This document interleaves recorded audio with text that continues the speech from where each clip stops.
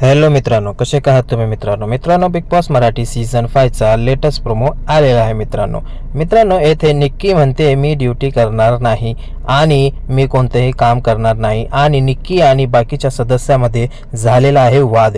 काय झालेलं आहे नेमकं या व्हिडिओमध्ये मी तुम्हाला सांगणार आहे.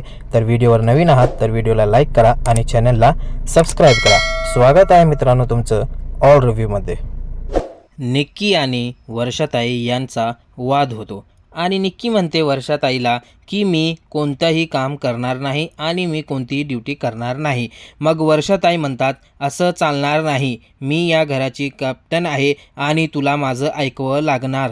जेव्हा निक्की झोपते तेव्हा गार्डन एरियामध्ये तेथे कोंबड्याचा आवाज येतो आणि कोंबडा वाजतो. मग सर्व सदस्य इथे बसलेले असतात. मग त्यानंतर अभिजित निक्कीकडे जाते आणि जाऊन सांगते की निक्की असं तुला झोपायला नको. मग निक्की त्याला सांगते कितीदा पण वाजू दे, मी झोपणार आहे, तू माझ्यापाशी येऊ नको, तू आधी का नाही आलास, आत्ता का आलास तू, असं निक्की अभिजितला सांगते.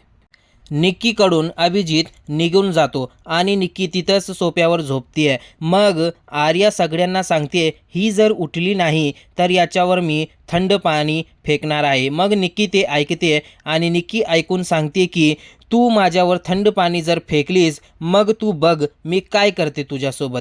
तर मित्रांनो तुमचं काय मत आहे याबद्दल हे तुम्ही कमेंटमध्ये नक्कीच सांगा आणि तुमचं सपोर्ट कोणाला आहे, निक्कीला आहे का आर्याला आहे, हे पण तुम्ही कमेंटमध्ये नक्कीच सांगा.